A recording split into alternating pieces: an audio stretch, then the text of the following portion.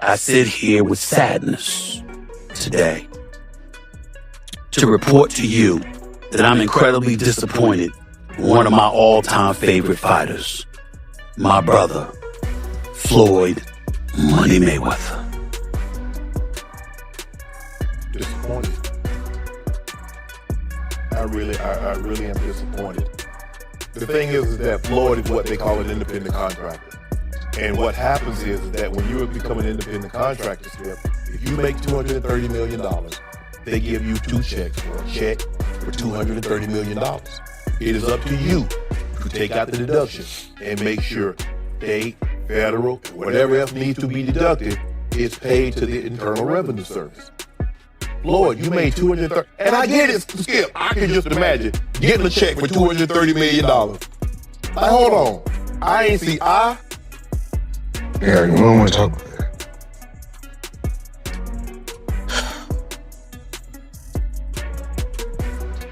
We're gonna get through this.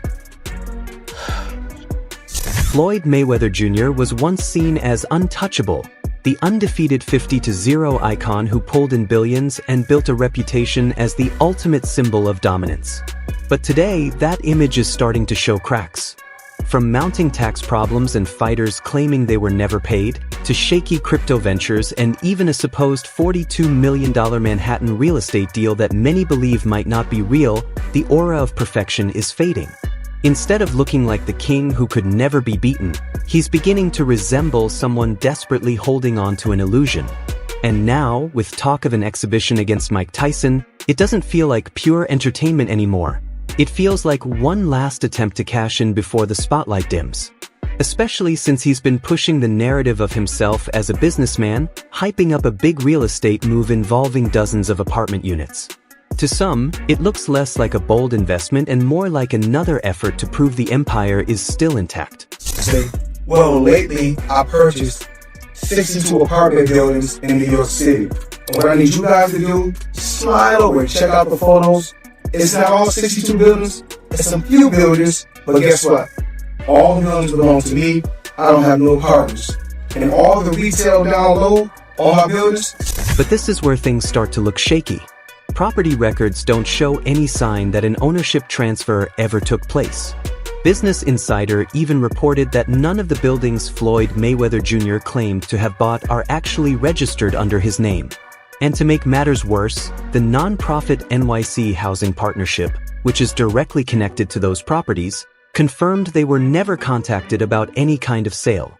It all raises serious doubts about whether this big real estate move was real at all, or just another headline meant to keep the image alive.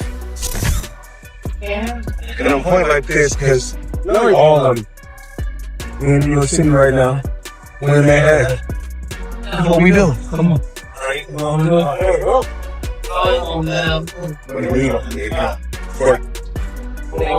All this money lays. No partners. All by myself. Over 1,000 apartments. I'm just getting started.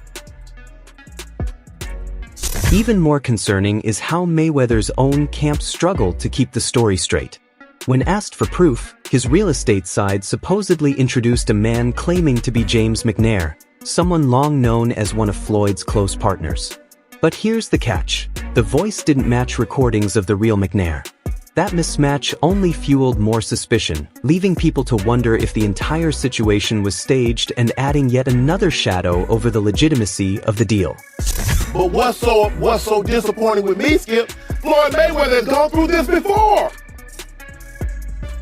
What is it that you don't get? And I'm even more disappointed because you're on Instagram and on Twitter flaunting your opulence. You got bales and bales of money. You might have 30, 40 racks up in front of you. You got Bugattis and Enzo Ferraris and private jets and yacht and you big balling. And you won't cut these people their money? Now, Skip, I believe that he would have taken this fight anyway. It's hard to turn down $200, $300 million, Skip. But it looks to me that a major driving force between him, because I always thought it was Conor that wanted the fight. He wanted the big payday. Yep. But deep down, Floyd needed this payday because he got to settle a score. And let me tell you how the IRS works, Skip.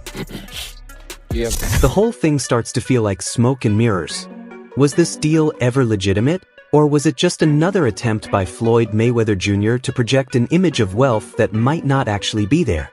Either way, it doesn't paint a flattering picture for someone whose entire brand has always revolved around financial dominance.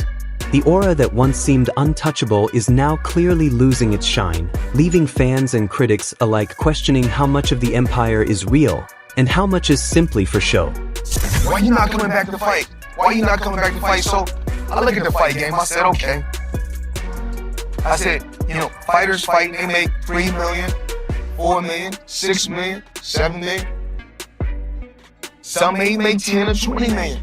But I'm doing exhibitions and I'm making 20, 25 million, 100 million for exhibitions. So why would I come back and fight and get a guaranteed 35 million when I'm doing... And this isn't the first time Mayweather's money matters have raised eyebrows. Remember his run-ins with the IRS?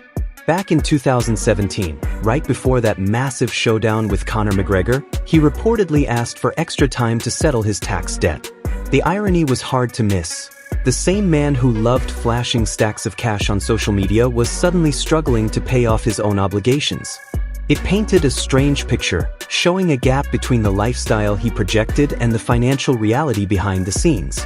The lawyers that I'm sure that he employs, the financial people that are probably running his life, telling him to stop spending $1 million a day, how do they not deal with his taxes? Well, listen.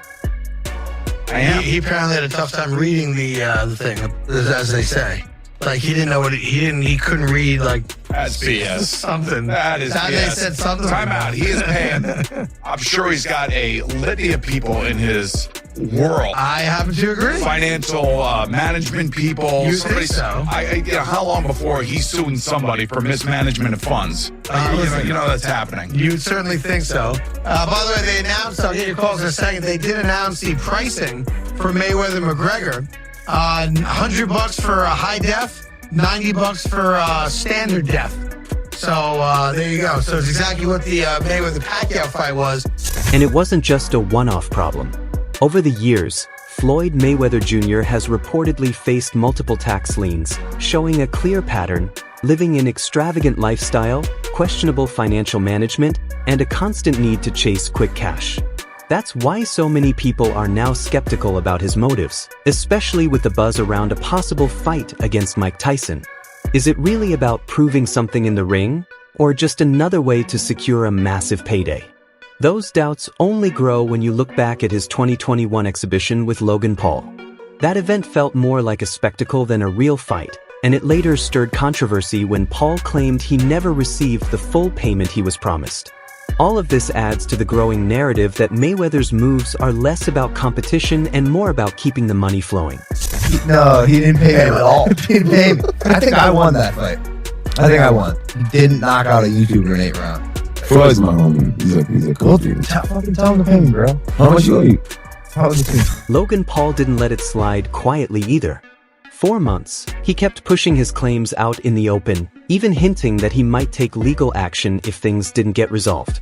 On one podcast appearance, he went straight at Floyd Mayweather Jr., saying he was still owed money and demanding to finally be paid. That public pressure only added fuel to the controversy, making the whole situation harder for Floyd to ignore and leaving fans wondering if the money persona was starting to crack under the weight of unpaid promises. Accounting people who aren't a professional promotional company control where the money goes is like, we made that mistake, but it's Floyd Mayweather, so before we fought him we kind of were willing to do whatever, and now after the fact we're kind of shooting ourselves in the foot because he's a scumbag. But now that we know that, and everyone else who fights Floyd should know that, don't let him control the money. Would you ever fight him again under any circumstance? No, he wanted to. He reached out and no? Yeah. We're talking about double or nothing. Yeah. Sorry.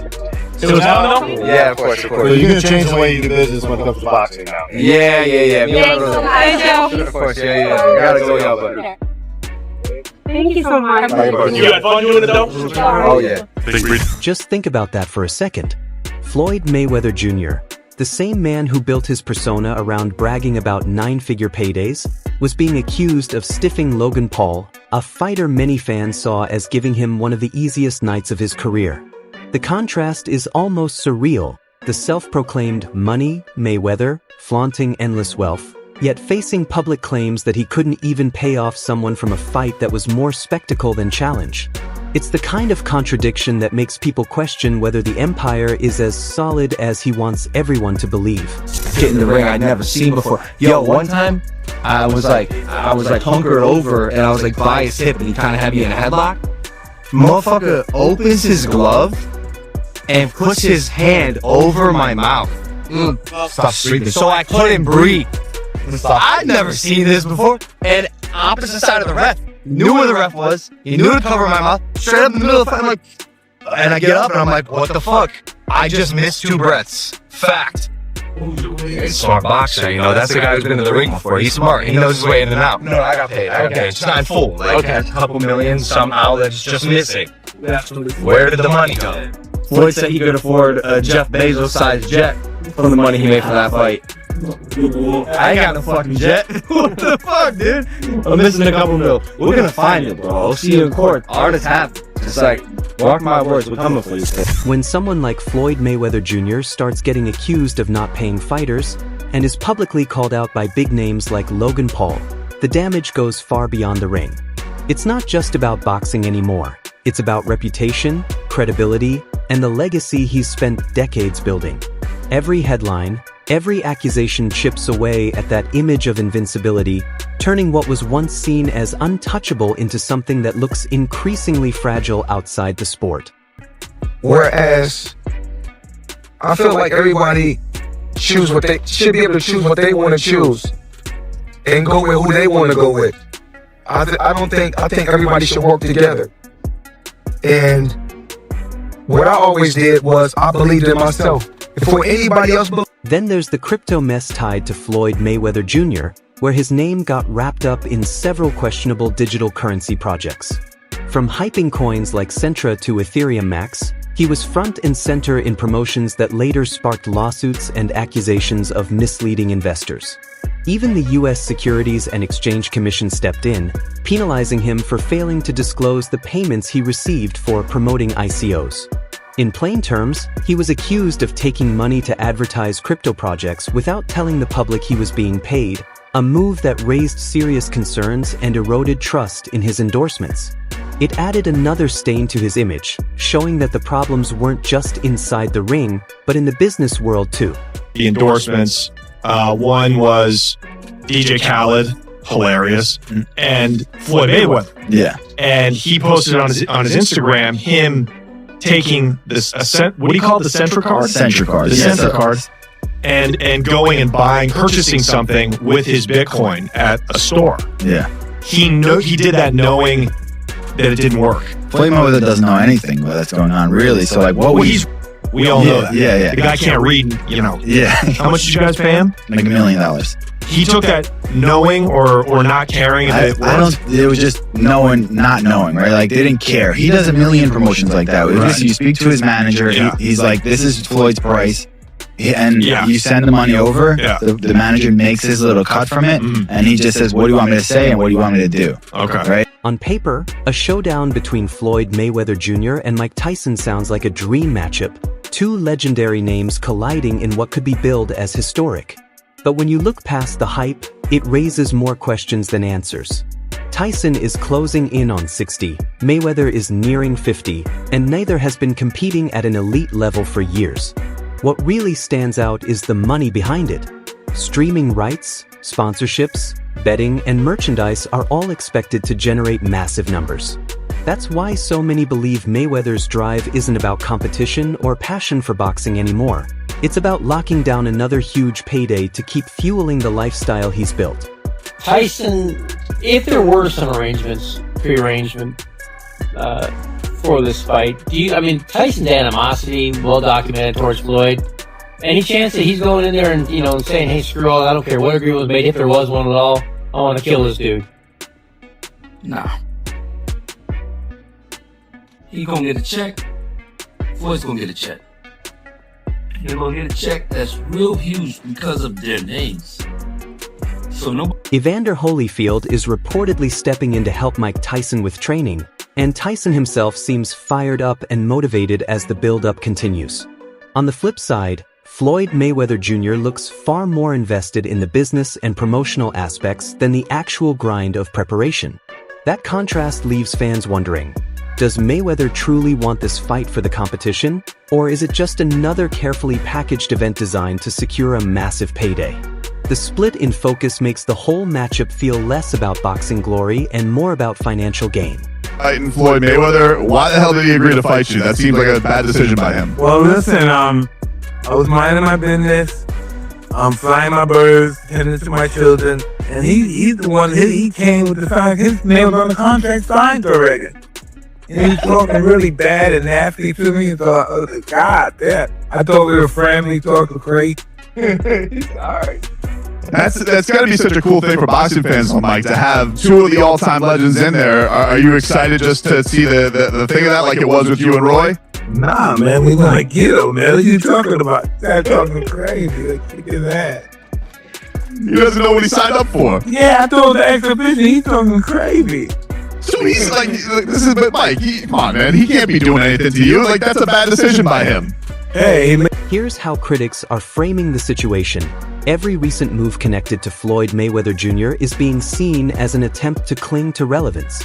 From disputed real estate deals and accusations of not paying fighters, to controversial crypto endorsements and a steady stream of exhibition bouts, the narrative has shifted dramatically. Instead of chasing greatness, many argue it now looks more like survival and a constant need for attention.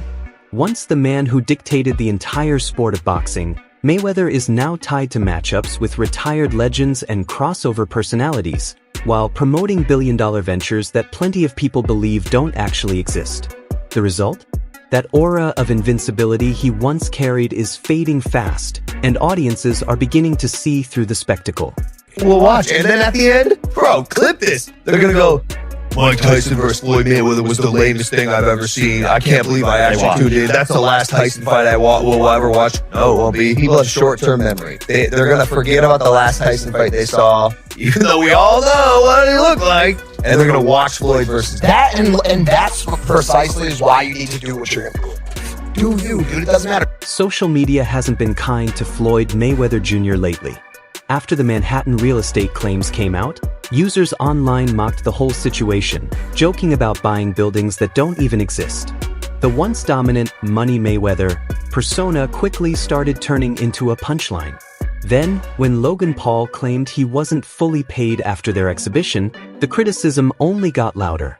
Some people online even went as far as labeling Mayweather a scammer.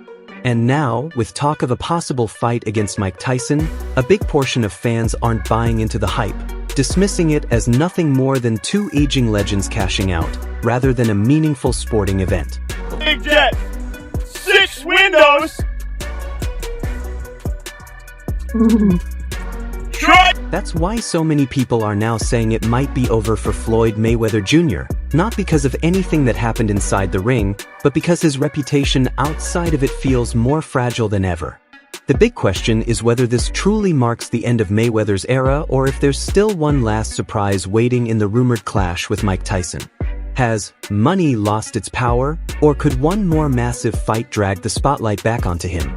And if that bout does happen, will it rebuild his legacy or only push it deeper into controversy?